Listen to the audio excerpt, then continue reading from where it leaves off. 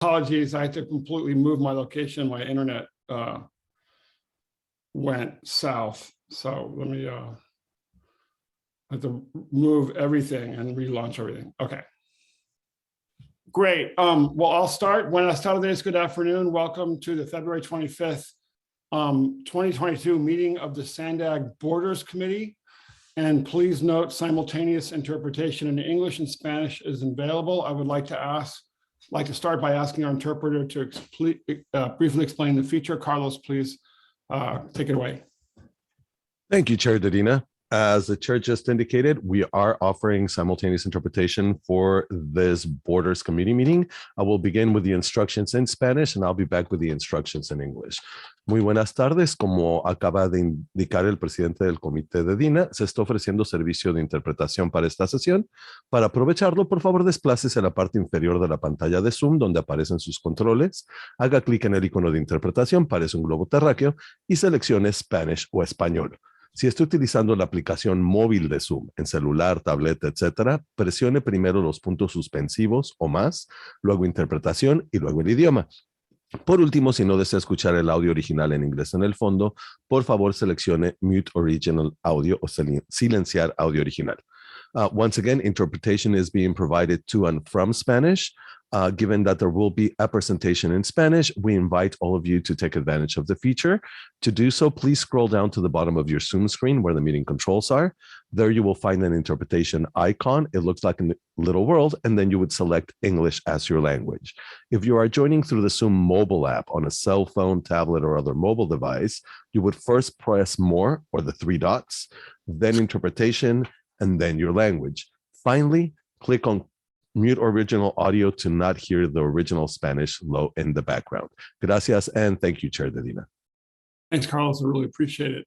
And then, as you're aware, we're continuing with our virtual format on Zoom. I'd like to ask our clerk to confirm that we have a quorum. Avelia? We have a clerk. We have a quorum, Chair Dedina. Great. Thank you so much. With the quorum confirmed, I would like to quickly review the process and guidelines for participating in today's meeting. For Borders Committee members, please note that you are not automatically muted by the meeting organizer, so you will have to mute and unmute yourself.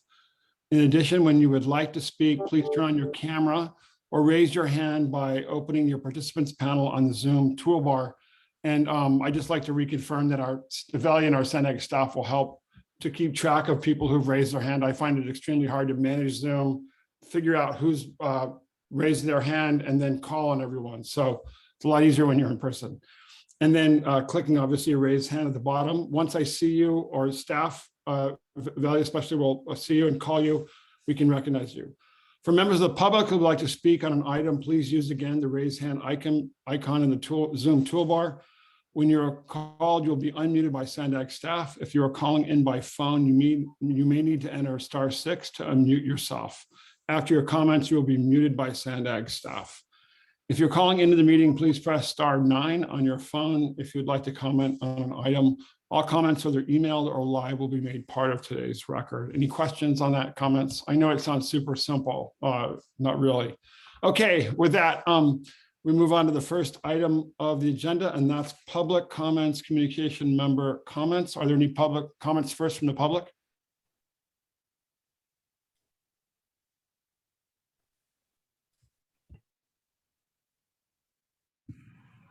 I don't see. Oh, go ahead. Chair Dedina. Right. Okay. And then do we have any communication member comments? Anybody would like to raise their hand, share anything? Well, nobody else has a comment. I would like just to thank, I know we had a big deal with Sandag. Thank you, Hassan, for an absolutely historic day. I think that was last week, wasn't it? A week ago. Yeah. Yeah, it came out in the UT a week late, which is not good.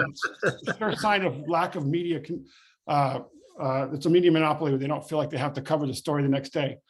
Absolutely historic day with the U.S. Ambassador of Mexico, Ken Salazar, at OTI, the future OTI 2 site, with our Lieutenant Governor, it goes on and on, the Governor of Baja, the Mayor of Tijuana, our entire congressional delegation minus Mike Levin, who's half in Orange County.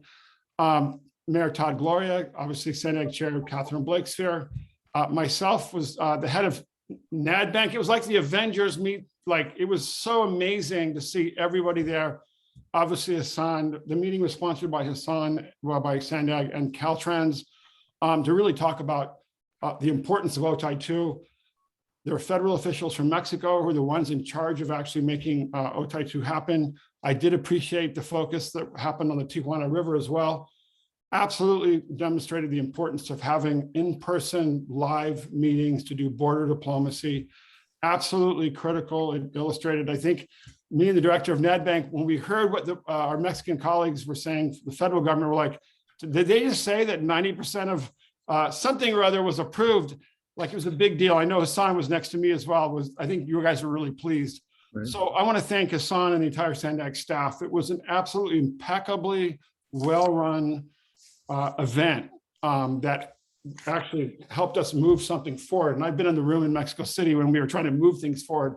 So really, really historic, and just illustrates why this work of working on borders requires us Zoom, but also to be together. And I look forward to more of those events. So thank you, Hassan, for that. And I'll stop there. I don't know if there's any other comments or public comments for member comments. There are no hands raised for public comments, Chair Dedina.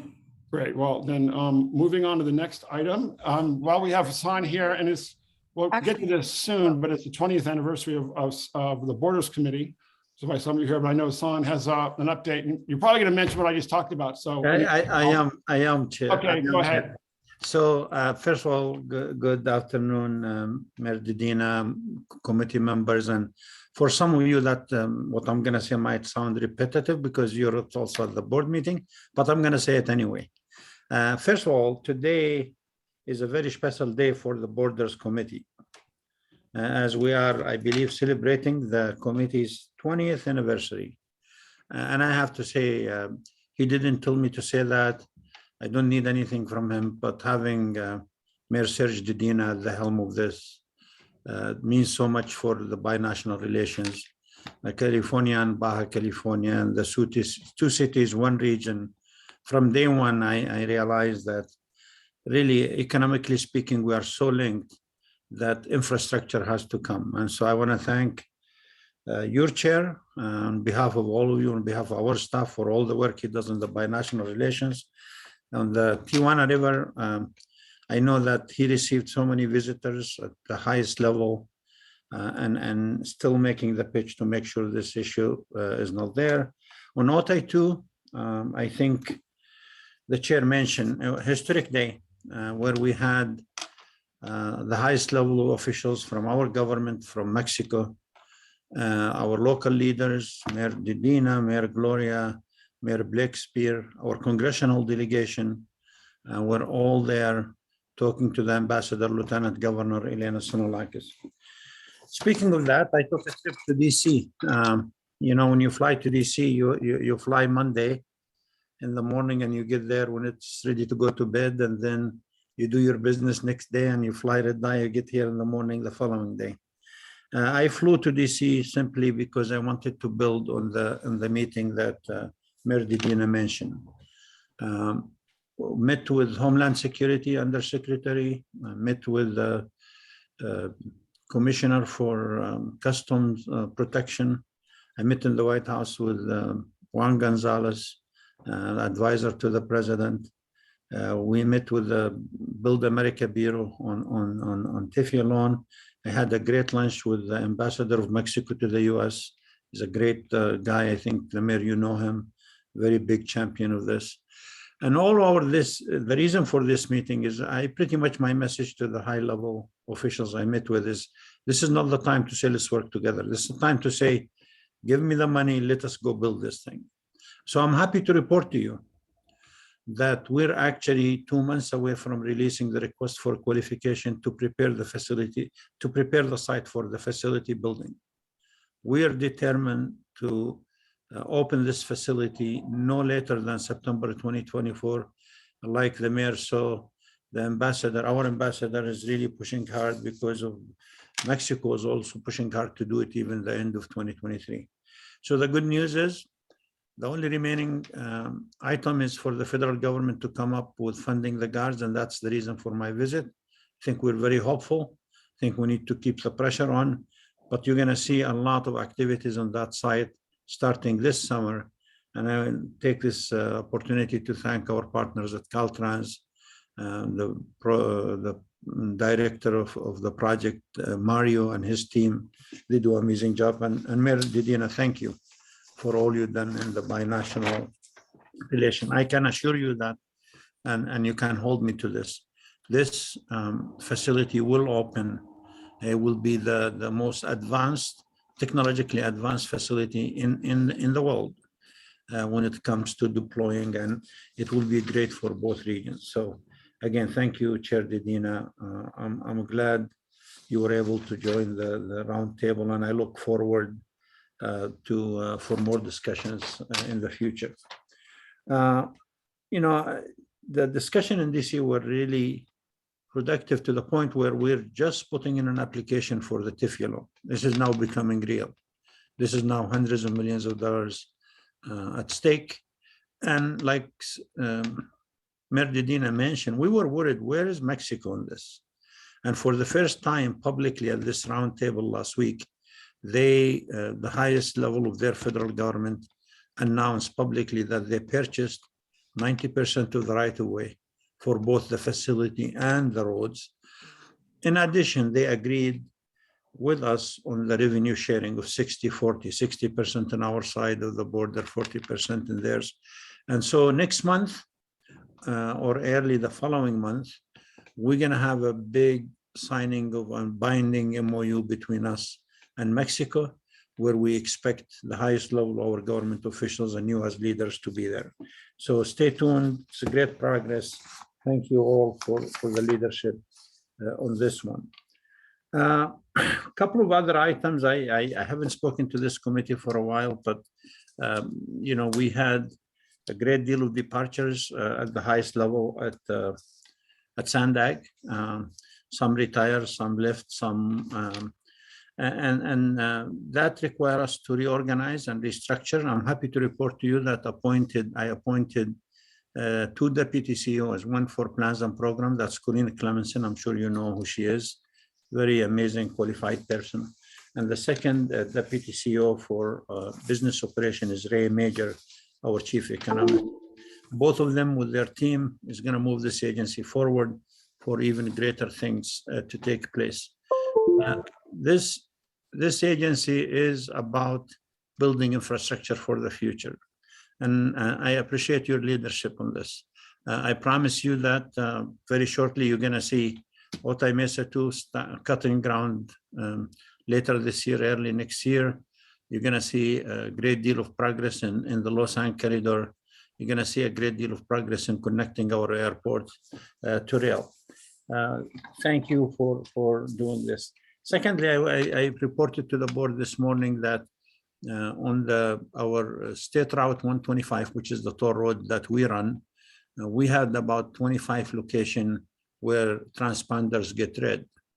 5 of those locations malfunctioned, and that malfunction led to us not collecting revenue for about a couple of months, and that obviously is a lost revenue.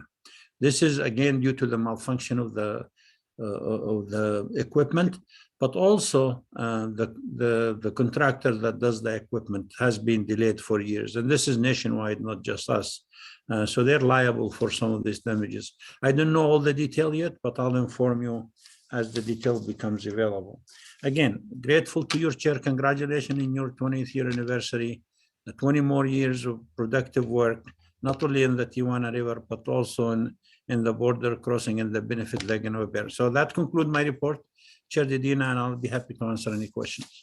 Great. Thank you so much, Hassan. And again, congratulations on a great event. And I know we have our colleagues, Gustavo from Caltrans has his hand raised, but any questions or comments for Hassan from members of the public? The only hand raised is from our member, Gustavo Dayard. Great. Take it away, Gustavo. And I should have acknowledged you personally, but I want to thank you and your Caltrans team. I think I did say to Mario that I consider the team to the NASA of border planning. And again, I do say Did I hear that? I attest to that. I heard you say that. So conviction that it's really been instructive for me and our colleagues that are working on the Tijuana River to see the organization and planning focus that has been taking place for border crossing, and especially the way that Caltrans and Sandag and the federal government work together and with their colleagues in Mexico to plan these massive infrastructure projects. So I want to thank you for that learning. It's been like an MBA class or a graduate course in border planning. So take it away, Gustavo. Thank you, Chair Dedina. I want to echo your comments and also Executive Director Icrata's comments. This binational workshop that we had last week is groundbreaking on multiple levels. Having the Lieutenant Governor there, Lieutenant Governor Koulanakis, highlights that this is one of the state highest priorities, as well as Baja's priorities by having the Governor of Baja California and the ambassador saying that he's there representing President Biden is the highest level of administration at the federal level. And the ambassador also mentioned that he's been in contact with the Mexican president, specifically talking about this project. So this is a great partnership at all levels. It is one of the state's highest priorities. I know that Director Icrata has mentioned many times that this is one of Sandag's top priorities as well. As it was mentioned, we are going to be breaking ground on the site preparation very soon here. And we're really encouraged by the progress that was reported on the Mexico side that Director Icrata mentioned, the right-of-way acquisition, the agreement to the toll revenue sharing. So all the stars are aligning for this project to get done. We've been working together for many years, and now it's just the light is at the end of the tunnel, and we're very close to getting to the finish line. So I really appreciate all the work that went in from Sandag staff, Caltrans staff to put this together. And I'm looking forward to continuing working until this gets done. So thank you. Thanks, Gustavo. I wanted to just make a point here. First, I forgot to mention our consular officials, Carlos Gonzalez, our wonderful consul of Mexico in San Diego, and then our new consul in Tijuana, Tom Riot, who the minute he came to San Diego or Tijuana has followed through, at least with Imperial Beach, on every promise he's made, especially on bringing the ambassador to the border region. So it was clear. I think it's important to acknowledge the fact that it's really clear there's a new jumpstart to our relationship between the United States and Mexico. For those of us on our committee, we've seen the ups and downs of that over the last 6 years. And we've kept the faith. And I know that this has been an important place for making sure that dialogue continues. But it's clear there's a new renewed friendship between the United States and Mexico. And it's very clear between the warm relation that our ambassador, Ken Salazar, has with the President Lopez Obrador, and obviously his strong partnership and friendship and professional relationship with President Biden. So that stuff matters, and having consular officials that bring people together and federal officials on both sides of the border and local and state officials, it's just a huge deal.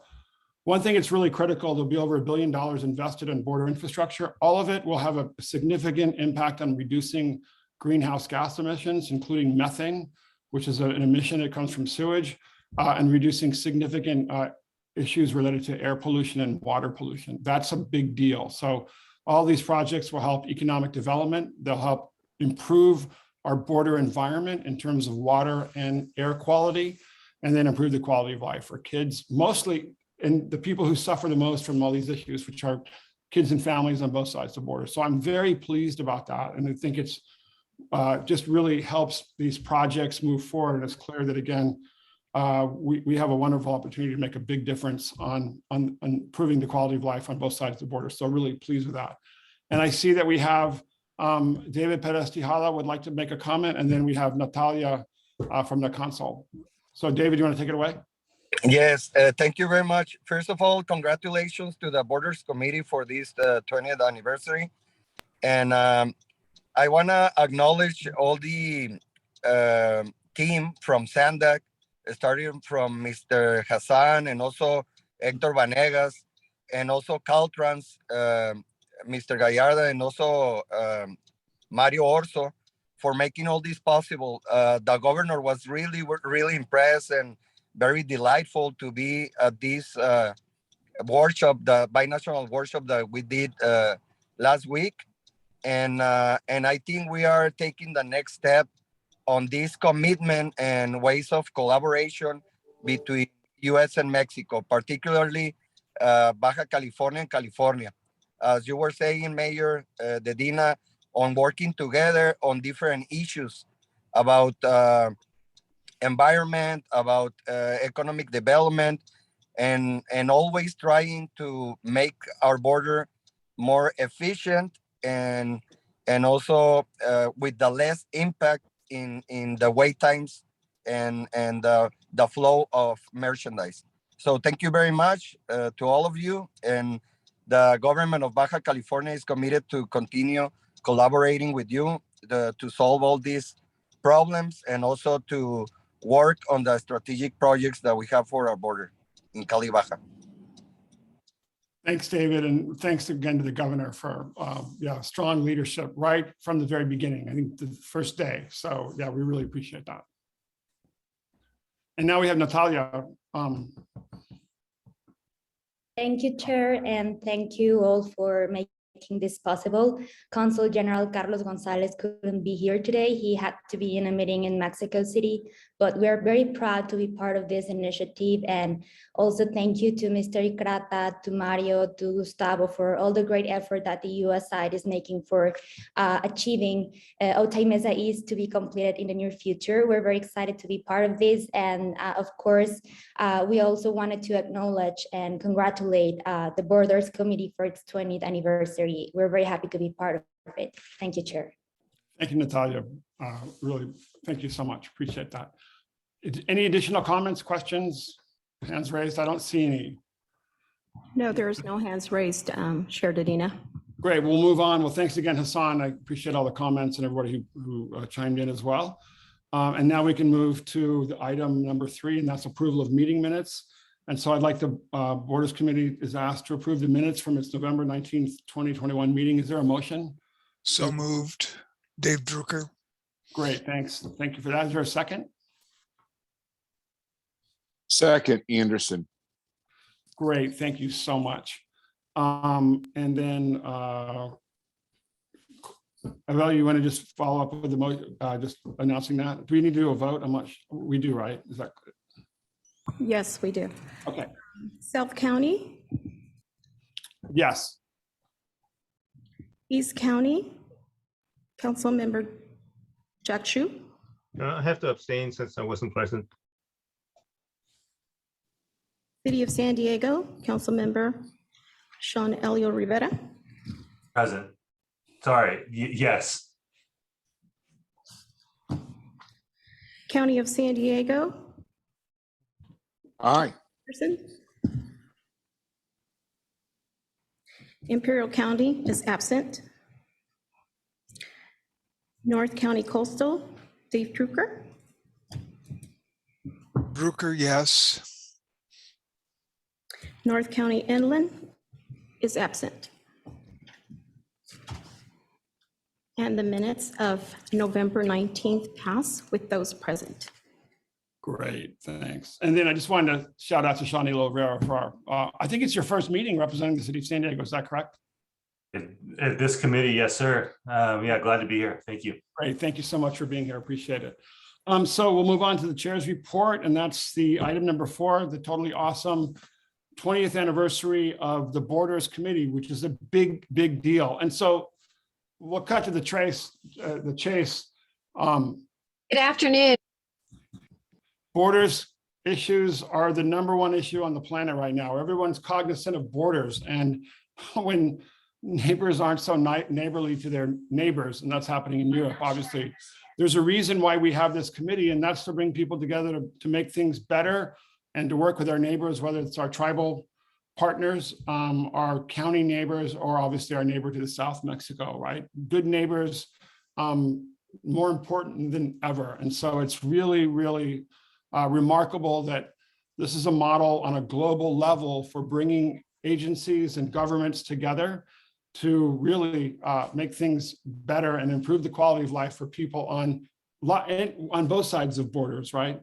And so 20 years ago, this was said about the need for this committee. The executive committee recommends changes to the Sandag committee structure to make it more effective in addressing regional issues. But the reality is we're addressing international, regional, state, local, and cultural issues, economic issues, and figuring out really innovative ways to do that. And this Borders Committee is unique on the planet, right, for having a structure on how to do that. So really, really pleased that we're celebrating 20 years ago. It was created November 16th, 2001. And then obviously the border region, those of us who've been involved with the border, it takes a lot of work and special types of expertise and patience to move things across borders. But this committee has really been a place for folks who specialize in that and really are good at it, get together. So since the first meeting of the Borders Committee held on February 15th, 2002, there's been 166 total borders meetings. That's 166 times we've gotten together to figure out how to work together to make things better, which is actually pretty remarkable. So not only border collaboration between the US and Mexico, but obviously border collaboration between our fellow counties and our tribal partners. And today we're here to also acknowledge a group of visionaries, some who are here that preceded us, paving the way for the work today. And now we are preparing for future generations. So, and I think it's really important that San Diego and Tijuana, we are a privileged place with a commitment and strong and historic cultural roots that unite us all with our neighbors. And I'm just gonna say this flat out, someone whose parents fled Europe because of people not acting like good neighbors, it's more important than ever that we do that. More important than ever to do that. I was so pleased last week. I cannot tell you how happy I get when we are together from both sides of the border and we're all working together. And with that also, it's important to acknowledge that we live and work on traditional, ancestral, and unceded lands of tribal nations, including the Kumeyaay, Luiseño, Cupeño, and Coahuila peoples. As well as, obviously, we work in areas with Orange, Riverside, and Imperial counties. So in the 1970s, there's been some important things. We invited Mexico to join the Sandag board, becoming an advisory member on the governing board. And then over the last years, we formed not only the Borders Committee, but COBRA, the Committee on Binational Regional Opportunities. Sandag made moves to reorganize its structure to make it more effective in addressing regional issues and created the Borders Policy Committee. Doing so allowed our region to respond to challenges and contribute to the understanding of complex issues. After 2001, we really took the initiative to work towards better border infrastructure and envision the new Otay Mesa East Port of Entry. And in 2005, Sandag invited the Southern California Tribal Chairmen's Association to join the Borders Committee, recognizing the need for policy dialogue with our neighbors within the region. And in 2007, an MOU was signed so this intertribal council could join the board and all of our policy committees to ensure a tribal voice in our planning process. And I know that as someone who's been involved in that, it's been very moving and inspiring to work with our tribal partners, and also just for me to see the challenges that remain in doing so, but the work that has been accomplished. Fast forward to 2020, we are faced with a truly multifaceted public health, economic, social, political, and humanitarian crisis all at once. And while the last 2 years have been difficult, especially for border communities, I want to thank everyone in the community and the business community and obviously in our local partners and agencies and leaders who pushed to make sure that we could get the border open again. And I was there, many of us were there this past year when that happened and we formally had the border opening. But what we're celebrating now is 20 years of meeting together, 20 years of working together, of professional and personal friendships that actually work, that help foster a culture of working together and actually getting things done. Complex projects that require an extraordinary level of organizational development in different countries, different counties, and different states, and with different and our tribal partners as well. So I wanted to, it's great honor and great pride that I introduced founding chair Crystal Crawford of Del Mar, who is the founding member and past chair Patricia McCoy, someone I've known since I was 15 from Imperial Beach. And so we'll start off with a message from Del Mar's Crystal Crawford. Good afternoon, Chair Dedina, members of the Borders Committee, and amazing Sandag staff. My name's Crystal Crawford, and I'm so pleased to be with you this afternoon. I had the pleasure and the honor of being the initial chair of the Borders Committee, and frankly, it's hard for me to believe it's been 20 years. What an amazing milestone. And I'm here today to thank you for your service, to applaud you for the accomplishments of the Borders Committee, and just to celebrate all that has been accomplished, as I say, with the committee. The vision at the time the committee was formed was that we could take the lessons Sandag had learned by working across the international border, and we could use those same lessons by working with our colleagues in Imperial County, in Riverside County, and in Orange County, that we could talk to each other, learn from each other, and collaborate to do an even better job of regional planning, that we could do a better job of improving the lives of those in the region. And from my perspective, that worked. We have some amazing projects to look back on, and of course, projects that are underway. The one example that always comes to mind for me was the very first interregional partnership project along the I-15 corridor. That, of course, turned into multiple phases and multiple years, but that was a very powerful and effective way for us to get to know our partners in Riverside County and to learn that we actually had so much in common. I certainly remember being in one of those early meetings in Temecula and having that epiphany that, oh my gosh, they have the same concerns in Riverside County that we have here in San Diego County. So the vision of the Borders Committee, that we could work together more effectively and more powerfully, certainly came to pass. So you all on the Borders Committee, you are still leading the way in forging new and valuable relationships and understanding, and doing your very best to represent our constituents here in the region, myself among them. So bravo, congratulations, thank you, and here's to another 20 years. Thanks so much, Crystal. I really, really appreciate your historical and longtime leadership in San Diego, and obviously your commitment to helping create the Borders Committee. And now then, this is a more personal turn because our next speaker is someone I've known, again, since I was 15. So that was only a few years ago. I find it interesting that two of the founding members and the first chairs were not only amazing border leaders, but also remarkable coastal advocates and environmental champions. Historic in San Diego, have done so much for our region. So with that, I would like to call on past chair Patricia McCoy, who's formerly the Imperial Beach City Council. I think who served 3 terms, remarkable leadership, and just a really important environmental leader in San Diego and California. So, and who served from chair from February 2005 to February 2011. So Patricia, it's an honor having you here, and welcome back. Thank you very much. I'm hoping you can hear me. I'm not very good at this. We can hear you. Good. You know, my age, ripe old age of 85, I'm finding it sort of amazing that I can do these modern things. However, I wanted to say that you were actually 14, not 15. When I we went down and we did everything we could to save the Tijuana sloughs at the time. And it's interesting to me because when I came on Sandag, I felt we were all in 19 different silos, and the collaborative mission was just beginning. And now when I look at today, it's quite astonishing to see the progress that has been made. It's not enough, and I'm hopeful that we can do even more in the future with collaboration.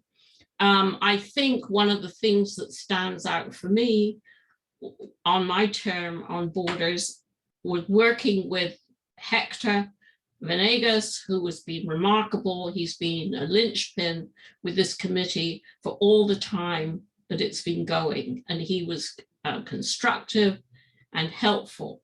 And my other heroine is Jane Clough, and she and I spent Sunday mornings driving up in northeastern San Diego, going to tribal meetings, because that was one long haul.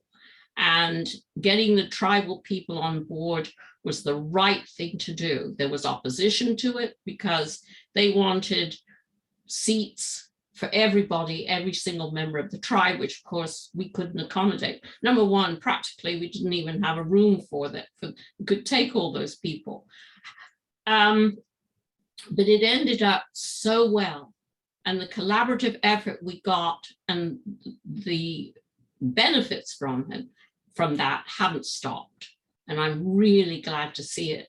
And one of my great moments was when I retired from the board, they made me an honorary tribal member. So that was pretty interesting from a girl from England to be a tribal member here in San Diego County. I would like to say that we have a long way to go, but we have done astonishing things in the 20 years that have gone on with solid leadership, with Sandag staff that are committed and don't count the cost or the sacrifices they make. And for that, I'm truly grateful. Sandag, the Borders Committee, was always the committee that people weren't so keen to be on. But once you get into this, you realize how crucial Borders is to the functioning of all the other committees that we have. The linkages are incredible. And those are the things we should be building on. It's not just getting people back and forth across borders here in South County and then Orange, Imperial, and West Riverside. It's group being working as a group in cohesive policy that's really managing. And of course, I'm going to say it because it bothers me a great deal that regardless of how we operate this, we have to take into consideration climate change, which is there nipping at our heels, and now it's taking chunks. And it doesn't matter whether you believe in climate change, sea level rise, or anything. The inexorable movement, as you're seeing worldwide, is coming in at our back doorstep, and we need to be keeping an eye on how we're going to deal with that in our communities and as a region as a whole. But on that note, I wanted to say congratulations to everybody. I am so pleased how well this entire committee has worked over 20 years, and I see great things in your future. And thank you very much, Mayor Dedina, for having me speak. Thank you. Thanks, Patricia. And, you know, I want to thank you again for your longtime leadership. And I know if it wasn't for you and your wonderful husband, Dr. Michael McCoy, I would never have gotten involved in doing border stuff and first gone over to Tijuana to actually physically working on border projects. So thank you for that, and a lifetime of leadership on border issues and environmental issues. So thank you. And with that, I just want to make sure with Velio or Hector, we don't, John Minto didn't get in the message. Is that correct? No, we do not. Okay, that's great. John, it's actually remarkable. I'm only the fourth chair in 20 years. And I took over from John Minto Santé, who's still on the board, but he's traveling. So hopefully we can have a message from him the next time. And now we also have another wonderful leader. And again, we've talked about our tribal partners, but the chair of the Southern California Tribal Chairmen's Association, Chair Cody Martinez, is here, and the involvement of the SCTCA has been so critical in this committee, but also in the development of Sandag. So Cody, take it away, and thank you again for all your leadership. Good afternoon, Chair Dedina and members of the Borders Committee. I am very happy to be here with you this morning representing the Southern California Tribal Chairmen's Association. I'm technically not the chair of that association, but I am the chair of the Saquon Band at the Kumeyaay Nation. Sorry about that. Sorry. No problem, Chair Dedina. Again, on behalf of the SCTCA, we want to also congratulate and celebrate 20 years of the Borders Committee and really adding to a lot of the great things that have been discussed this morning already. A lot of great advancements to the border region with the help of this committee. Not only, and again, also congratulations on the progress being made with the Otay Mesa 2 border point. One little piece of education for everybody here is that when the current US-Mexico border was established, it really separated the traditional homeland of the Kumeyaay Nation in two. And even to this present day, we have a number of bands on the northern side of the border and a number of bands and villages on the south side of the border.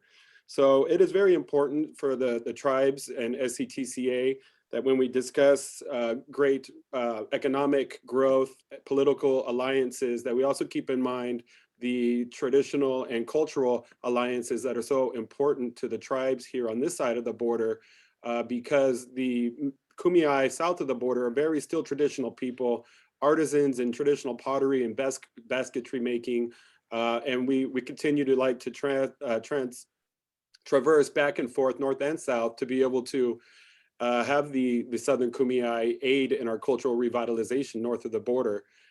So it's been very important to us when we talk about border efficiency and border safety. It's great things that we're working on together. As I said, I'm representing the Southern California Tribal Chairmen's Association.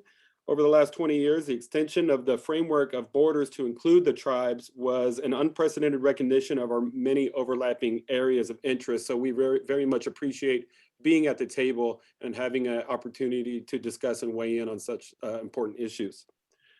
We have made many strides in our working relationship over the past years, and our work with Hassan and the Sandag staff has continued to get stronger and more relevant. And with that, we are appreciative.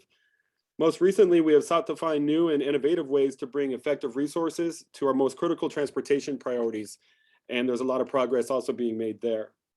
SCTCA does also include tribes from neighboring counties and in Southern California, and the cooperation and coordination that we have undertaken with those tribes and those counties through borders and other committees has had a definite positive impact beyond our region. So with that, Chair, we look forward to continuing our work together, and I'm glad to be here to join you guys today. Thank you so much, Chairman Martinez. I really, really appreciate it. And I think, the discussion of climate change, what we're realizing, especially now that we have Secretary of the Interior, Deb Haviland, the issue of indigenous management and restoration and knowledge when it comes to addressing climate change and natural climate solutions is critical. And we know that some of the most important natural areas in our county are in tribal lands, and we appreciate all that tribes have done to manage our resources, right? And more importantly, what we have to learn. So that couldn't agree more, Chair Dedina. And so we'll move on from that. Are there any comments that we have from members or the public? Raised for this item. Well, actually, there is a hand raised, Chair Dedina, from a member. Take it away, Sean. Council President Sean. Okay.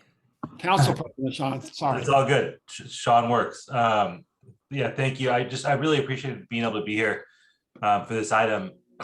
Part of what drew me to San Diego is the relationship that the city of San Diego and Tijuana has. And I think it really is something that sets us apart is the binational nature of the region.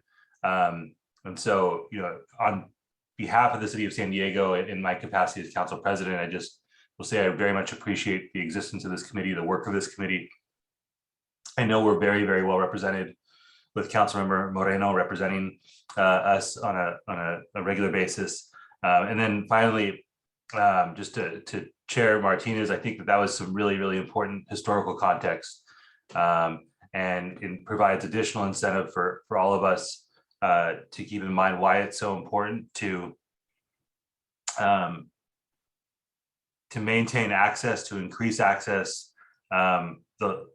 The border that was drawn, as inconvenient as it is for us from a business perspective or leisure, we quite literally drew a line in the middle of a people's nation, and have made it more difficult for them to traverse back and forth, visit family members, and participate in cultural activities as a result of that. And so thank you, Chair, for reminding us of that, whether it's environmental or historical, many lessons for us to learn. Appreciate having a chance to share this opportunity with you all today. Thank you. Thank you so much, Council President Sean. I appreciate that. And it has been remarkable. I get to be at the table with the city of San Diego, and the commitment to binational affairs and working across borders is always there from the city of San Diego, and much appreciated. And today we're going to talk about some projects that involve Sandag and the city of San Diego and our partners south of the border. So I will move on from this item. So thanks again, past chair Crystal Crawford, past chair Patricia McCoy, and chair Cody Martinez. We do appreciate all the leadership. We have a leaderful region. And again, when the issue of border relations is front and center in the news, the way it's gone south in Europe just reminds us why this work is so important, and we should never take it for granted. So with that, we have item 5. And I'm really pleased. I know some of us on this committee were really pleased to bring this issue back.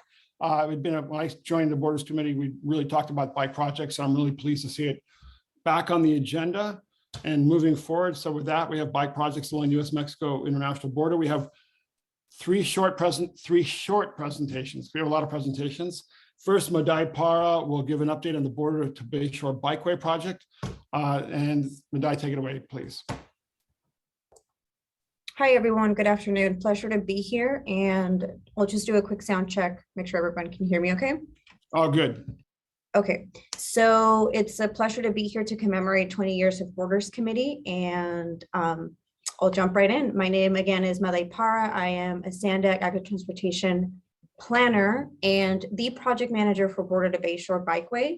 And next slide, please. I will be providing an update on this project, and we don't need to go into a whole lot of detail, but I'll be obviously available for questions at the end. And so we have an image before you of the project alignment. This project, Border to Bayshore, is multi-jurisdictional. It does connect in the city of San Diego, the San Isidro port of entry through Ped East to an existing bikeway, the Bayshore Bikeway, in the city of Imperial Beach. And this project is roughly 6.5 miles of urban bikeways. We do change facilities based on the street and what is the safest type of facility for that location. So, but the important thing is we are connecting here almost 7 miles from the San Isidro port of entry to the existing Bayshore Bikeway in the city of Imperial Beach.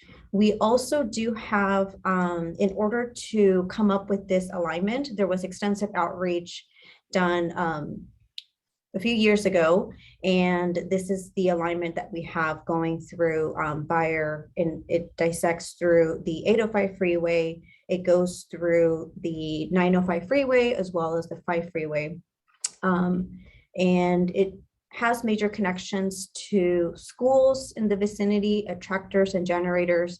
There's also multimodal connections with direct access to MTS trolleys, the MTS trolley station at San Isidro, and then another one on 30th Street in Iris, I'm sorry. And if we can go to the next slide, please. We have an image before you where we show existing conditions of a basic intersection in the city of Imperial Beach. This is Imperial Beach and 13th Street. So there's a gas station, and there are different shopping centers here.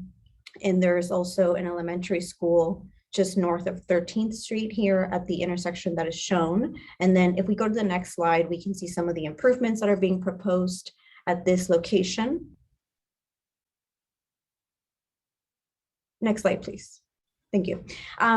So an image before you shows an example of what a physical separation will create with this project. And physical separation will be, in this case, the main objective is, have the separated bikeway, which will have the users, not only bike users, but, people riding scooters, to have a little bit more of a buffer between vehicle traffic, and then, of course, the people using this facility.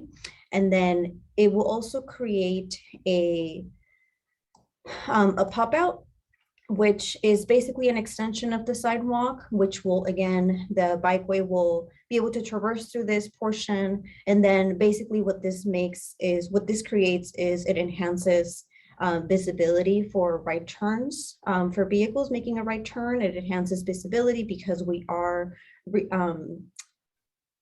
increasing the turning radii, and then that forces vehicles to slow down, and then it increases visibility for, again, people who are crossing the street and also people who are riding. And next slide, please.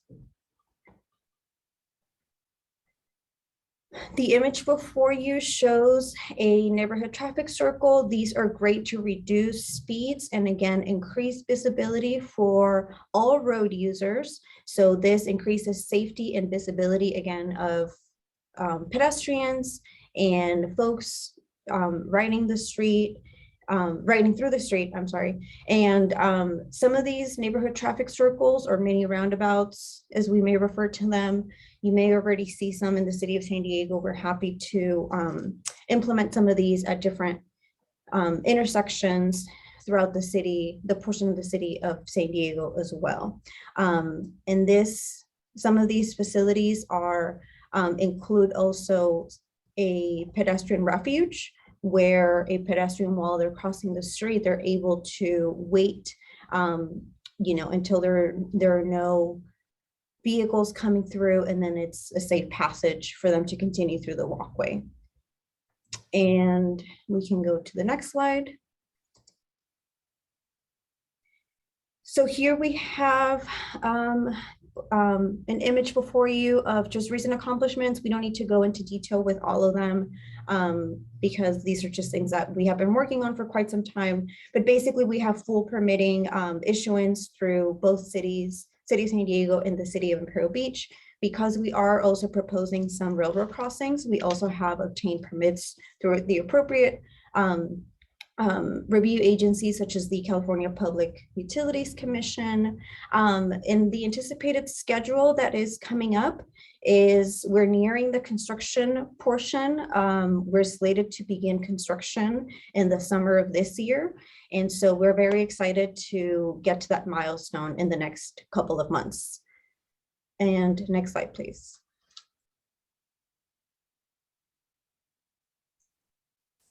And here we have just a linear schedule of, again, previous accomplishments, and then what we have to look ahead. We can just see that the planning has, taken quite a time from now, and where we did extensive outreach, like I mentioned, during the planning phase. And then, something to look forward to is a construction portion, which will be, because it is a lengthy linear project, it will be from the summer of this year, like I said, and we're slated to wrap up everything by early 2025. And next slide, please. And with that, I leave my information. Again, my name is Malay Para, San Diego, Sandag project manager. And if anybody has any questions, I'm happy and available to answer them. Thank you. Great, Madai, thanks. Are there any, we have 3 presentations, but we can, if anybody has any questions or comments on this, public comments or questions on this specific project. There are no hands raised, Chair Dedina. Great. Well, Madai, just because I know this is super important, this is always about me. The picture of this 13th Street in Imperial Beach, I grew up literally off 1 block off of 13th Street. And I used to go to that 7-Eleven to get Slurpees when it first opened. So that's how old I am, back in the 70s. And my friends, the Sandovals, owned that 7-Eleven, and Shannon, their daughter, and I grew up together. So yeah, so I want to just make it clear, for me at least, the priority when I got elected mayor was to improve 13th Street. We put crosswalks in, there were no crosswalks on that street. But the improvements you're making to that area are significant improvement in the most underserved area of our city. Historically underserved, as well as the improvements in that neighborhoods in San Diego right next door are really, really important. So it's amazing to see how many people ride their bikes to the Bayshore Bikeway. And so I'm really pleased with that. And, all the improvements we've made to make sure we have safe routes to school and bikeways and Imperial Beach, and we've done a lot. I've been due to Sandag, so very appreciative of that. And thanks for your work on this project, because it will make a big difference for a lot of families and thousands of people in that area. So appreciate it. With that, we have another presentation by Javier Delgado, who's the Secretary of Mobility of the City of Tijuana. It's a brand new municipal administration, only 4 months in office and a new position. But today, Secretary Delgado will share a significant project and a very important project, the Ciclovia Binacional, or the binational Ciclovia, or I guess bicycle route. And please note, Secretary Delgado will address the committee in Spanish, so please use the language translation feature if needed. Y gracias, Secretaría Delgado, y adelante. Qué bueno que estás aquí.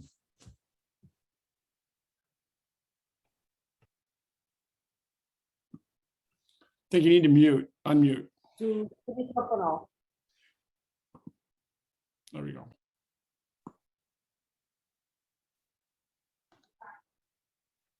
Ya puedes hablar. Bueno, ahí primeramente, nomás para verificar si me están escuchando bien. Muy buenas tardes. Te escuchamos. Muy bien. Muy buenas tardes. Primeramente, quiero felicitar al Comité Fronterizo por su aniversario. La verdad que me da mucho gusto saber que este tipo de comités tan importantes hacen posible este tipo de ejercicios y sobre todo de estas relaciones binacionales, tanto de San Diego como Tijuana. Enhorabuena y muchas felicidades por los logros. Por otra parte, arrancar con la presentación de lo que viene siendo la ciclovía binacional por parte de Tijuana. Como bien lo comentaron, es una secretaría que prácticamente tiene poco tiempo y su servidor a partir del 1 de octubre tenemos esta responsabilidad. Y por instrucciones de la presidenta municipal de Tijuana, hemos estado muy interesados en hacer este tipo de relaciones y sobre todo con las ciclovías. Independientemente de otros trabajos que traemos con relación a la movilidad de la ciudad, comentarles que dentro de este proyecto de la ciclovía binacional es el primero que estamos haciendo de 4.5, si me ayudan con la presentación. Con relación a lo que viene siendo la parte del primer cuadro de la ciudad, que tiene que ver con los comerciantes y sobre todo las relaciones que tenemos con San Diego, de la recepción de los que utilizan este tipo de vínculo para movilizarse. Trasladarse de un lado a otro, sobre todo, esto es una ciclovía que es con varios objetivos. Por un lado, tener en cuenta la movilidad de la ciudad y sobre todo hacerla que sea más amigable con los diferentes puntos que vamos a ir llevando con relación a los tramos que vamos a ir ejerciendo. Vamos viendo el general, la próxima presentación, por favor. ¿Dónde le mueven? Ahí está. Aquí tenemos lo que viene los 4.5 kilómetros en la recepción de la garita de San Isidro, que tendría que ver por el puente de la frontera. Cada uno de estos tramos, como lo pueden ver en la presentación, donde dice puente de la frontera, puente Chaparral, primer andador, avenida Revolución, la calle Cuarta, y sobre todo en la parte del río, la intención es adaptar lo que existe en la infraestructura, sobre todo por cuestiones de costo. Ahorita en la presentación que les voy a ir dando poco a poco en los tramos que están marcados, se van a dar cuenta de cómo hicimos de alguna forma este tipo de comunión y el espacio confinado en algunas áreas y mixto en otras. Por ejemplo, en el puente de la frontera, que viene de alguna forma integrado en ese puente existente, en donde confinamos dos áreas de circulación. Si me ayudan con la presentación. Next slide. En esta parte tenemos la garita de San Isidro, que es el acceso, donde ven ustedes la flecha. Ahí sería la salida de donde viene la gente con bicicleta. Tenemos la parte de donde viene la calle de la frontera o el puente de la frontera para llegar al andador. En esta parte, si ustedes pueden ver en donde dice sección A, doble A, tenemos el actual, tenemos que vienen 2 carros, o sea, 2 carriles vehiculares y uno que es el peatonal. La intención y la propuesta es tener los 2 carriles porque nos da sobre todo el espacio suficiente para estos 2 carriles y no quitar alguno, y confinar la parte de lo que es bicicleta y peatonal. Este sería en el tramo de Puente La Frontera.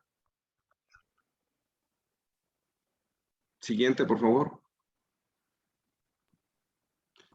En esta parte tenemos lo que es después de cruzar el puente de la frontera, llegamos a lo que es el primer andador, que es el que nos va a comunicar hacia lo que viene siendo la Avenida Revolución. En este tramo ya tenemos totalmente definida el área, ya tenemos el espacio suficiente para los 2 tramos laterales, tanto izquierdo como derecho, tener lo que es el área peatonal y lo que es la parte central, donde sería el área vehicular.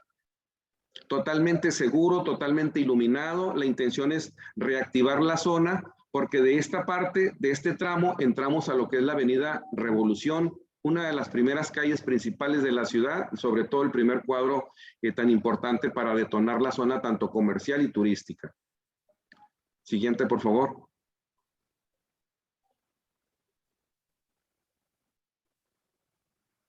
En este tramo entramos a lo que viene siendo la Avenida Revolución, en donde está la flecha señalada. Aquí hacemos una combinación derivados de que ya tenemos un sistema de transporte principal de la ciudad que trabaja sobre todo la vena principal de lo que viene siendo la Avenida Revolución, y que bueno, hacemos esta sinergia entre uno de los bulevares, uno de las calles, para bajar velocidad y sobre todo determinar que sean de los 30 a los 25 kilómetros aproximadamente para estar en condiciones de hacer esta unión entre lo vehicular y la bicicleta. Estamos hablando de unas calles hasta la cuarta, que son precisamente una de las avenidas principales de la ciudad y arterias que comunican a lo que viene siendo en la parte de la calle cuarta, bajar hacia la avenida de lo que viene siendo Paseo de los Héroes o Zona Río, más conocida en la ciudad. Aquí hacemos una combinación en la que llegamos justamente a lo que es el Paseo de los Héroes, donde hacemos una transición. Si me ven con la otra, por favor. Una transición por lo que viene siendo Paseo de los Héroes y Boulevard General Manuel Márquez de León. Como pueden ver en su parte izquierda, hacemos ahí una relación entre lo que es la parte peatonal, lo que es la parte del ciclismo y sobre todo hacer esa educación vial, sobre todo para los que están haciendo este tipo de integración, y comunicarnos por parte en el área de Márquez de León. Ahí se van a hacer unos ajustes en el bulevar derivados de unos puentes peatonales, pero que bueno, se van a hacer estos puentes con una superficie totalmente con la pendiente para que sea la conexión entre lo que viene siendo el Paseo de los Héroes y lo que viene siendo Márquez de León y la parte posterior a lo que es la vía de la zona Río. Por otro lado, tenemos ya la integración en Márquez de León, que es la siguiente. Por favor, la siguiente. Aquí tenemos la integración a lo que viene, ya una vez pasado lo que es el Paseo de Centenario, y llegamos a la garita nuevamente de San Isidro, después de haber recorrido 4.5 kilómetros, que es lo que está establecido esta primera ruta.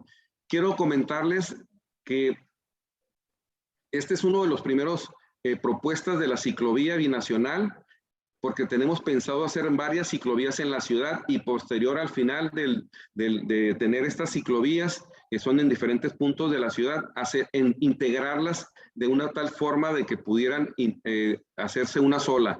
En esta parte, comentarles que en la llegada, que es la parte que estamos pidiendo en consideración, que es la entrada a la Centri, para estar en condiciones de que la gente que tenga esta posibilidad llegue y exactamente en la parte de Centric, buscar la forma, y lo dejamos en la mesa, para poder estar en condiciones del acceso hacia Estados Unidos.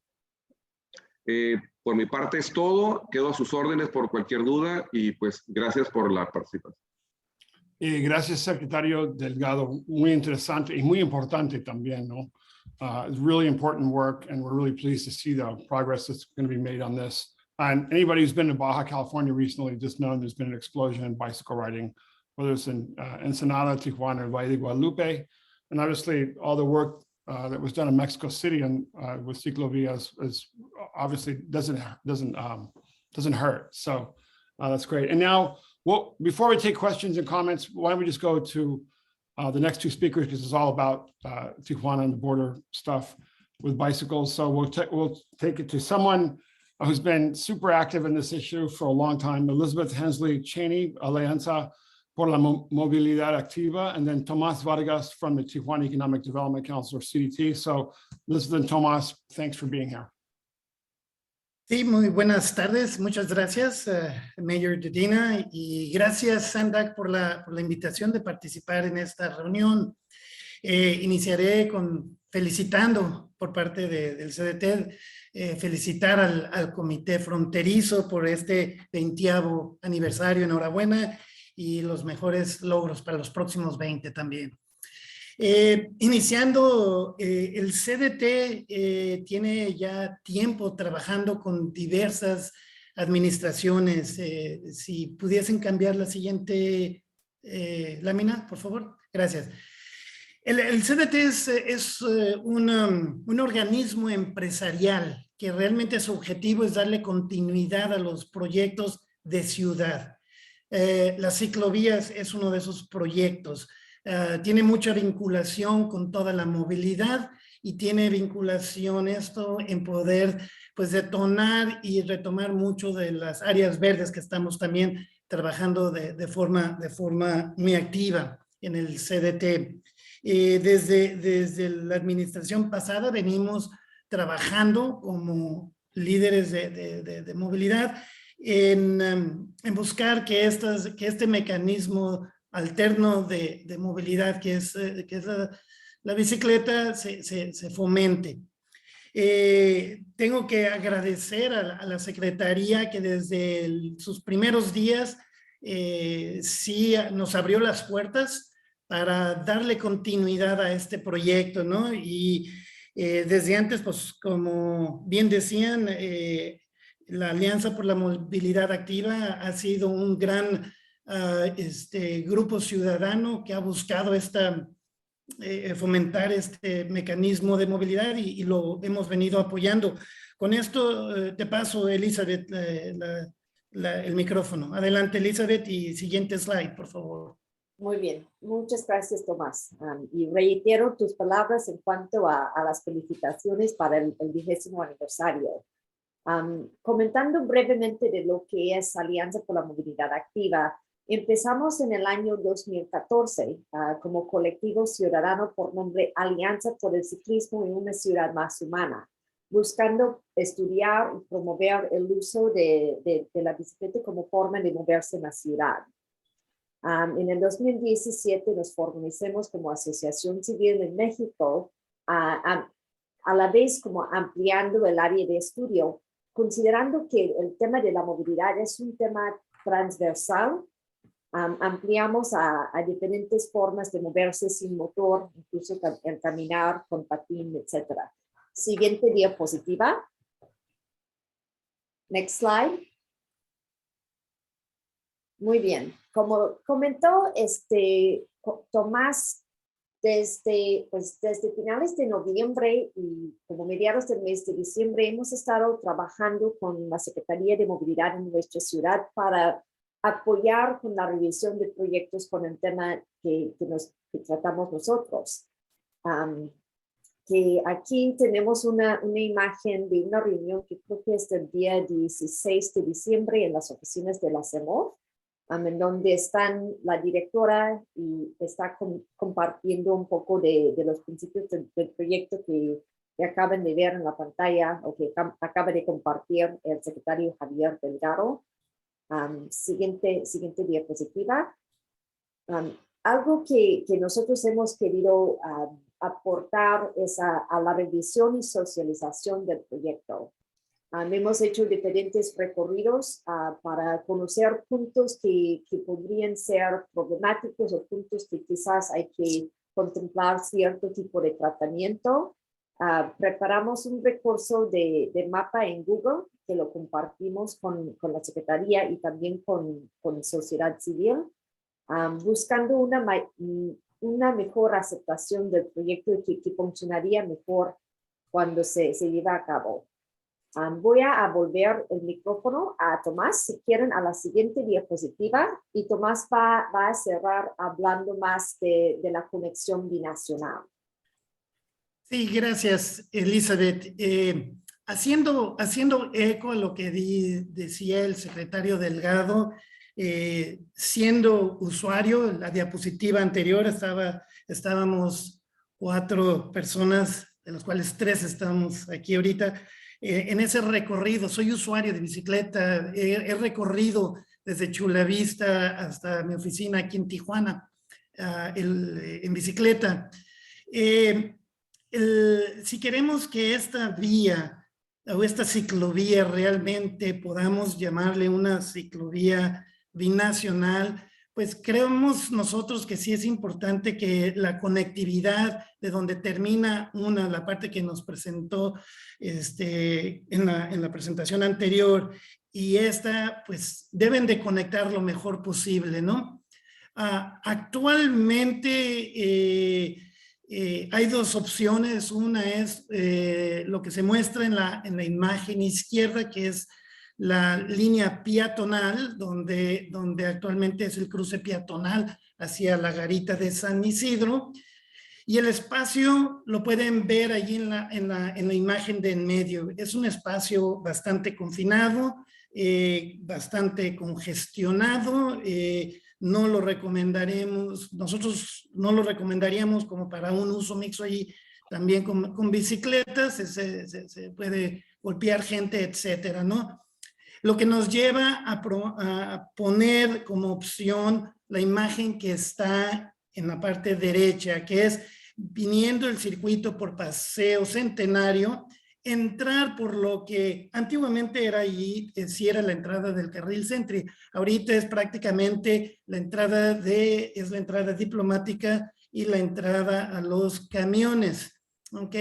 Realmente no tiene mucho tráfico, se puede mantener esos camiones y ese flujo vehicular del lado derecho y dejar un carril confinado para las bicicletas del lado izquierdo. Siguiente slide. Gracias. Y llegar prácticamente al punto de ingreso. Quisiéramos aprovechar la oportunidad que nos brindan con esta invitación de poner a la mesa, pues, de que se pudiera invitar a todas las autoridades pertinentes a poder en consideración que ese puede ser uno de los mejores puntos para hacer el ingreso del ciclista. Creemos que esto daría una muy buena conectividad a la parte de la ciclovía ya de la parte norte y que realmente llevaría realmente a hacer una ciclovía binacional. No es algo nuevo esto. Si quieren pasarlo a la siguiente slide, por favor. Es algo que desde 2015, ahí está una copia, lo saqué del estudio que realizó el Imperial County Transportation Commission en el 2015. Ya proponían un cruce específico, un carril dedicado a la ciclovía. Con esto cerramos realmente la presentación por parte de nosotros y pues lo dejamos a su consideración. Muchísimas gracias. Thanks so much, Tomas and Elizabeth. Really appreciate that. And Secretario Delgado, really appreciate all the update and it's very complicated stuff. So appreciate the continuity and the reason why NGOs are involved in that, really to help administrations and when you have changes in government, which is really important, and then to work across the border. So really great stuff. Do we have public comments or any member comments or questions? Start with public comments first. There are no hands raised for public comments. Chair Dedina, I don't see any hands for members commenting either. Great. Well, thanks again, everyone, for a really important project. I'm glad we made time in the last few meetings also to give an update on these projects. And I think that's a good segue into the next topic, which is one of the reasons why San Diego was designated item number 6, the San Diego Tijuana 2024 World Design Capital. Carlos Cristiani and Michelle Morris will give the update, but because of all the innovative work and in design, urban design, and making, as Elizabeth talked about, a more human-centered border region, right? Well, in this case, she mentioned Tijuana, her organization works on, but it's very clear that the World Design Capital is all about that, right? So huge deal that San Diego Tijuana won that and for 2024. And Carlos and Michelle, take it away and welcome back. Thank you so much, Chair Dedina. Hello, everyone. Buenos tardes a todos. It's wonderful to be here with you today, and happy 20th anniversary. Speaking of big deals, this is wonderful, and this is part of the work that has paved the pathway and really laid the foundation for us to be able to put in this bid and get this prestigious designation. So we're very excited to be here with you today, sharing about where we are with the designation and finding ways to collaborate with you and figure out how to support the amazing work that this committee, that Sandag in general, that all of you esteemed members and elected and appointed officials are doing. So I know some of you have heard a little bit of what we're going to do up front. Just to do a little level setting, we're going to share what this is very briefly, and then I'll pass it over to Carlos to talk a little more about what's happening right now and what the scaffolding is for moving forward now that we are officially the designee. So I'm just going to briefly share my screen. And so this is really about designing our future. And as we all know, and has been mentioned several times in different ways on this call, these are unprecedented times. There is tumultuous and change and uncertainty abounding, whether it be humanitarian, political, economic, public health, social justice and equity, et cetera. And so we have to design the future anyway. And what we want to do is utilize Home 2024, our World Design Capital designation, to be this transborder collaboration that pulls in San Diego, Tijuana, and our multinational region to really think about how do we use design to tackle the challenges we face, to celebrate some of the amazing things that are happening that we've heard about today and well beyond for this more equitable, sustainable, and inspiring future. Happy to share more about the World Design Capital if you have questions, but the bottom line is it's designated every 2 years, as you probably saw on the agenda, and it's given to cities, in our case, the first binational, or for us, multinational region that demonstrates the use of design, best practices across sectors, as well as just is strategically positioned for growth in part through design. We join a very prestigious cohort of cities. I invite you to go to WDO.org, that's worlddesignorganization.org. For each one of these cities, they have a section of the website that talks about what they did, the impact, et cetera. You might find that interesting in the free time I know you do not have. Some really important firsts for us. The first dual city designation. And for us, again, we know that this means a lot more than just San Diego, Tijuana. And it's also the first US designation. And so we're really thrilled to be able to leverage this in a way that at this particular point in history, we're able to very specifically. You might be wondering why the World Design Organization chose us. Our competitor, our finalist competitor was Moscow, Russia. And these are some of the reasons. They were very inspired by the fact that we are community driven. The fact, for example, that we've got the Borders Committee that has 20 years of history and precursors beyond shows that we are about community and that we define our region collaboratively. They love that multinational DNA. They weren't actually sure we were serious about it. They thought it might be a gimmick or just something that looked good and sounded good on paper when we submitted our 300-page bid. They saw firsthand when the managing director came here as part of the site visit that this is part of who we are. They love our expansive definition of design, from the built environment, the urban planning, the things that this committee focuses on, all the way through to the visual, the graphic, the service, the product, this design strategy, design policy, design of systems. They love the underpinnings of all that we do in this initiative around justice, equity, diversity, and inclusion, education, and sustainability. And again, they loved just the energy that they felt and the experience as they themselves traversed the border as part of their site visit. Their biggest concern about our bid is that they thought we were being too audacious. I can imagine everyone on this call laughing inside their head. Not that we haven't heard that before, not that we don't do the impossible regularly in our region.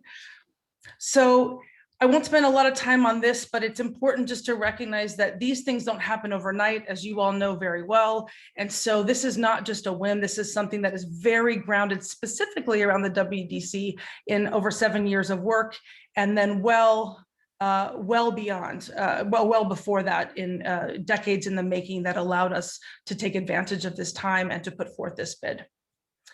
Just briefly, our theme is home. Home means belonging, connection, safety. It also challenges us to say, have we created that for everyone and in a way that is meaningful? We are home to amazing accomplishments and amazing things that we want to invite the world to see and put a spotlight on. And home is also our acronym for our design DNA: human-centered. We are open in every sense of the word, multidisciplinary, multicultural, and experimental, which is our favorite. We're not afraid to talk about both the opportunities and the challenges. And I think that makes us really unique here. And that's what they loved about our bid in many ways. We are the pretty and the gritty, we're the real, and that's what it's going to take to navigate the challenges our region faces, as well as what is ahead for the world. We have 3 main goals in this designation. Yes, we have 2024 where we're going to do lots of fun things, but we want to use this time to celebrate the design community, again, across that spectrum. And this is important for this committee specifically. We want to catalyze existing efforts. This is not about superimposing a lot of things that we want to do that are adjacent to what you're doing. This is about amplifying and supporting what your priorities are. As Carlos will tell you, we want to create a portfolio with every elected official, every appointed official, every key stakeholder in town to say, how can we, what is your World Design Capital project? How can we come together and support what you're doing? And that will allow us to co-create this future. Just briefly, our community is anyone who wants to participate. Our question for this bid is, how do we design for and with 7.1 million people? These are just a few of the sectors, but we want this to be very comprehensive. Most of this has been done on Zoom, as I know you all know very, very well, but hundreds of people have put in time on this. And we have an underpinning contractual partnership with the World Design Organization and these five entities here that are supporting this 7.1 million constituency. Finally, if you go to home2024.com, we've scaffolded the work into 6 design stories or sub-themes. And many of these are things that I know are near and dear to the Borders Committee's heart, and certainly to our region. Design being driven by our values, design as a mode of learning, so not just formal education, but all the learning that we do, as emerging from community and culture, and not just about smart cities, but also intelligent and empathic social systems, certainly advancing climate action, and then design-driven innovation across, again, that whole entire spectrum. On the website, you'll see a little bit more about what these mean, as well as some examples of things that are already happening in our region. We will be populating that endlessly well into 2024 and beyond. In case you missed it before, we have done due diligence on what we think the economic impact for the region will be.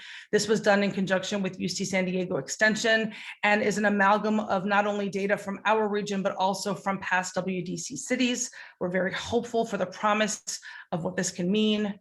And I would like to turn it over to Carlos to talk a little bit more about specifics of where we are right now and how we're calling the region to action. Carlos? Buenas tardes todos. Thank you, Michelle. And we cannot start, even describing the road to success without first, acknowledging and thanking, the members of this committee, Sandag, the elected officials in our region that are members of this committee that have supported us, appointed, elected, and of course, staff members. And we see this committee as a great source of influence and inspiration in every single thing that we do at World Design Capital. We want Sandag and this committee to understand this designation as yours too, because we know, and you know very well, that it takes a village to bring transformational change. You've been paving and leading the road for the past 20 years. So Chair Dedina, Director Ikrata,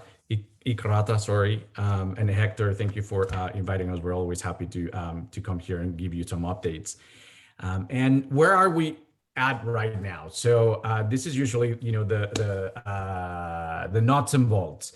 We are in what we're calling the World Design Organization administrative phase. We are finishing up the last little details on the host regional agreement that encompasses the 5 partners that you saw: Design Forward Alliance, University of California through the Design Lab, the Burnham Center for Community Advancement, and the 2 cities, of course, last but not least, of San Diego and Tijuana with the World Design Organization. So this is it's been a complex negotiation. We broke the mold. As Michelle said, this is the first time that a binational region is ever awarded the designation, the first time for a US city. And part of the reason why that is because we told them from the very beginning, we can't make it work if we're not together. That's the first one.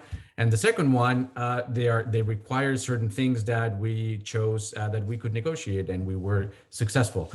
So that kind of worked.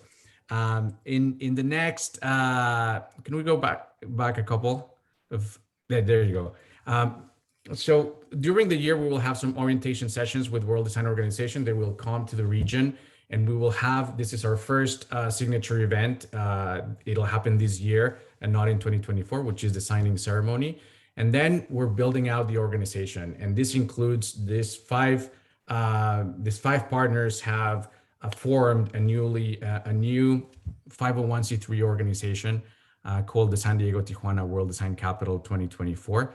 And next slide, please. Yeah, that one. Thank you. And then what we have in front of us is 2 years of very extensive planning. And we start first in 2022 with refining our vision, with intense initial planning and a lot of community dialogues and conversations to understand what is it that communities want? What is it that, how are we going to use our compass and our community compass to show us what is it that the community needs and where the transformation needs to happen. 2023, we're going to have more advanced program planning and finalizing, ideas of venues and roles of stakeholders. And in 2024, we have our year of inclusion, this year of a celebration, as Michelle mentioned, of design and of our region, with 6 signature events, legacy projects, and dozens of other regional challenges. Next slide, please. And the question that we want to ask, the call of action for this group is, what excites you most about World Design Capital? A good source of inspiration is perhaps looking at what Valencia 2022 is doing currently this year, so that we can imagine how, the things that we can do for a year of celebration. Second, how can we harness the power of this initiative? Because we're going to have the reflectors and the spotlight of the international community square in our communities in San Diego and Tijuana. How can we leverage that power? And finally, how is the work of your organizations and the organizations where you work and serve aligned with our 6 design stories? And that's where we want to start working individually with each one of you to see what is it that your communities need. Next slide, please. Michelle mentioned this co-creation of a portfolio outline, and this is the community-driven and community work that we need to have, that we're willing to do with, in every single community, so that it is our communities that speak up and let us know what is it that they need. Next slide. We're going to have several tiers, and as a prototype, of course, we have legacy projects that include projects in Balboa Park, of course, planning with Sandag and several projects that we know that last year, Sandag released an RFP that starts with a concept instead of jumping into the work right away. And I can only say that is beautiful, because that is exactly what the message is that we really want to be able to propel into the community. We will have some other targeted priorities that we will work with elected officials and with our stakeholders individually, and many community highlight projects, as well as perhaps some seed funding for other projects, and definitely design ambassadors across our region. Next slide, please. This is a sample of our signature events that will happen during 2024, most of them minus the signing ceremony this year. And the policy conference and the network of meetings, I think, are probably the most relevant to the work of Sandag and its members. It is an opportunity to showcase our policies, our planning, and our successes, as well as an opportunity to learn and adopt, as well as improve other solutions that have worked around the globe that other members of the international community will be here and share in person with us. Next slide, please. This is a visual representation of what the year of celebrations could look like. If you see in the rectangles, the WDC 2024 signature events, we're following the model of Valencia that decided to clump some of the signature events through the year, but in very specific times in the year. And I think that could work for us as well. And then how do we align those signature events with other regional events? An example would be for how do we align, for example, Comic-Con with a street festival in 2024, or with another big celebration in town. Those are some of the ideas that we want to explore. If you look at the program of Valencia 2022, you can see that in the month of February, they had events the entire year through their network of partners. Next slide, please. And the priorities and the aspirations for Sandag, as Michelle mentioned, we want to make sure that we are aligned, that we are able to magnify the work that you are doing, so that we leverage and we use this spotlight in the best way possible. And how can we propel this real collaboration that we push to the limits of our jurisdictions and beyond, to create the unimaginable, to make what is impossible possible. How about building that park? How about this? We just heard in today's session presentations about ciclovia and alternative modes of transportation that are centered or anchored in the human approach and human-centered approach of how we navigate and translate this border. Let's get it done. And finally, please visit our website, home2024.com. Let us know your thoughts, and we're here for any questions. Thank you. Thank you so much, Carlos and Michelle. Really great presentation and really important work. Looking forward to it. Should be lots and lots of fun. And obviously very inclusive and really smart the way you guys are approaching things. So really appreciate that. And I'm not even going to say it. Thank God that Moscow wasn't chosen. We're all thinking it, so I just said it. Sorry. Chair Medina, can I just say one quick thing? I will just say I spoke with the head of their bid yesterday, And I have to tell you, she could almost not even get through what was happening. She just said, once again, the people are cut off from the world. So I just want to say our heart goes out. We're going to find some way to collaborate with them. Thank you. Very important work, right. So questions, comments from the public first and then members? There are no hands raised, Chair Dedina, for public comment. Great, everyone. Well, hey, thanks. I don't see. Serge, I'll jump in. Gustavo, wait, is Gustavo, did you have your hand raised? And Bill, I'm sorry, Bill, go ahead. Bill Sankey from Coronado. Thank you, Mayor. I want to just say that I think we both, on both sides of the border, have opportunities to leverage internationally recognized destinations, as well as focusing on new ones that people who are participating in visits to our area during this amazing celebration are going to be able to take advantage of. Coronado stands ready to host an event, the overlapping usual events like our summer concert series at our park, or some other opportunities that would give people an opportunity to come visit Coronado, the Hotel Del, as well as everything else that sort of makes each of our cities, Tijuana and Valle, as well as San Diego and its individual jurisdiction shine. Look forward, I think, to partnering with what seems like a very, very organized approach. I think following the Valencia model is a great idea, and we as a city look forward to participating. Thank you. Thank you, Council Member. Appreciate Coronado's commitment to binational cooperation. And at the end of the day, Coronado receives all those amazing cyclists from both sides of the border that are going on the Bayshore Bikeway. Well, Serge, and I would add too that about 1/7 of our real estate here in Coronado is Latino owned. So we have a strong binational tradition already, and we look forward to keeping it going. Great. Thank you so much, Bill. Gustavo from Caltrans. Thank you, Chair Dedina, and thank you, Michelle and Carlos, for a great presentation. I may be stating the obvious, but in your calendar, you mentioned that we're trying to superimpose major things that are happening in the region in 2024, and Alta Mesa East will be opening, the new Port of Entry will be opening, and fits very well, I think, in one of your points, design-driven innovation will be the most innovative port of entry. So I think it's a great opportunity to showcase how transportation plays a key role in the binational region. So thank you. Thanks, Gustavo. And now we have Elizabeth. Buenas tardes. En primer lugar, les felicitamos por todo lo que han logrado y todo lo que han trabajado durante los años.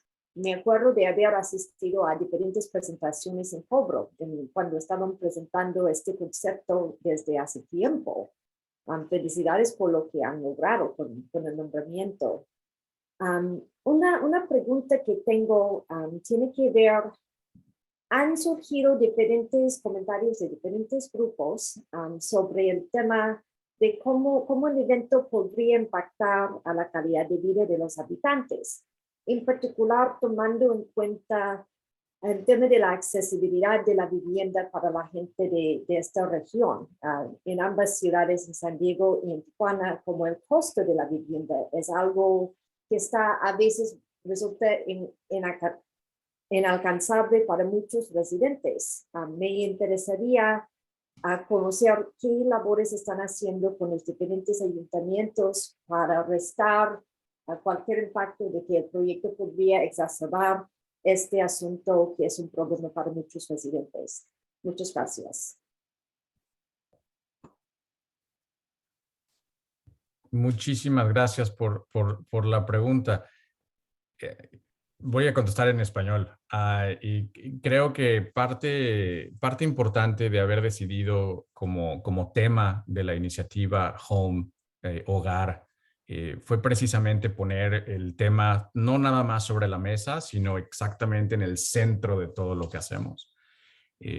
Ahora que estamos en la parte de implementación, por ejemplo, el día de hoy, la ciudad de San Diego y seguramente la ciudad de Tijuana pronto nos van a mandar algunas fechas en donde vamos a tener reuniones con los jefes de ciertos departamentos para empezar este trabajo comunitario. Primero entender cuál es la problemática, cuáles son los recursos que se encuentran disponibles y luego, a final de cuentas, integrarlo eso de una manera muy orgánica con la comunidad. Como nuestro chair Dedina dijo, siempre es muy importante acercarnos a los non-profit organizations para que puedan continuar parte de ese trabajo. Y finalmente, y aquí voy a cambiar a inglés, we need to be bold. We need to take risks because whatever we're doing right now is clearly not working. And it's not just throwing money at the problem, it's really designing a way around it. And we really want to make the impossible possible, the unimaginable. It sounds corny, but it is possible. Great answer, Carlos. Jack, Councilmember Jack Shu. Thank you, Serge. I'm only an alternate member of this committee, but I'm so glad I attended today to hear this presentation. Congratulations for getting this project awarded to us here. And I'm so excited with what I've just heard for a lot of reasons. I always search for solutions that are outside of what we've done in the past. And Carlos, you just said it. We know it hasn't worked very well in the past. And we have a tendency to continue to repeat our errors from the past. And we know we can't go forward. So I look forward to this process. I'll be in contact with you soon because I want to make sure that we really put down some core aspirations, such as we want the border crossing to be 30 minutes or less, not 3 hours. That we want better health conditions on both sides that are being caused by this border. We want housing issues to be addressed. We want our aspirations to really be the strong ones. And we have many examples from throughout the world to show us that we're not doing it right in our region. So I've been to border crossings in other parts of the world, and they're much better. And they have less money than we do. But they cooperate and they have worked out those solutions so that many more people can cross those borders with much more ease than we have here in our community. We don't have it well here. And I hate to say that because it hurts our pride, but we have to do better. So I hope I can reach you soon so I can at least give you my ideas in terms of how we might be able to go about this project in the next few years. So I'm really excited and thank you for this presentation. Thank you. We would love to. Oh, go ahead. Yeah, Go thank ahead, you, Councilmember. Carlos and I will put our emails in the chat for you, and we look forward to having those conversations and getting very specific. I think you bring up a wonderful point about not just saying let's do some cool things, but hey, look, let's set some bars and let's reach them. And I think that we can in a way that this really brings together, additional stakeholders who are not at specific conversations. So we're really excited. Thank you. And I just wanted to thank Councilmember Shu.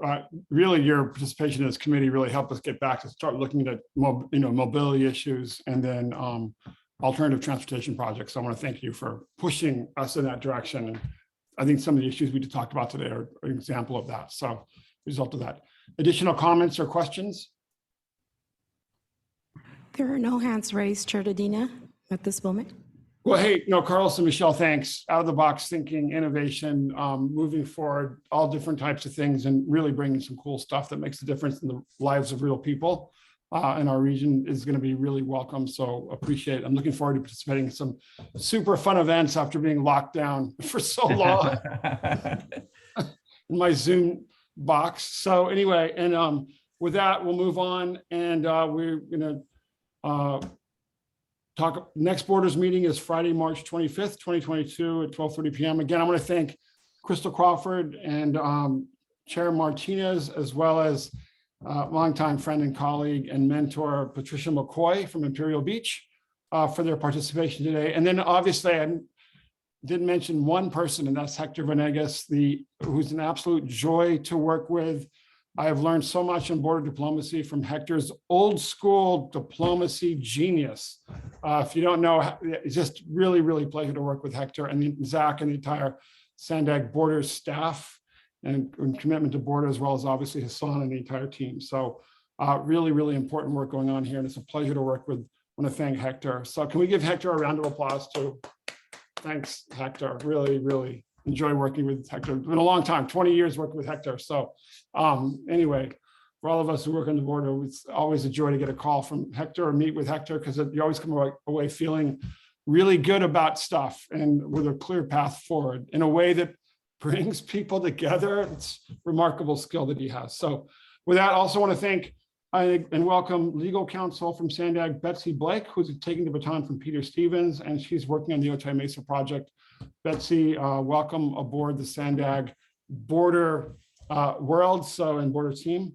Glad you're here. And with that, have a great weekend, everybody. And remember, we're in the ocean, but we can see snow in the mountains. That's pretty cool. So anyway, with that, thanks everybody participating, and we'll talk to you later. Bye.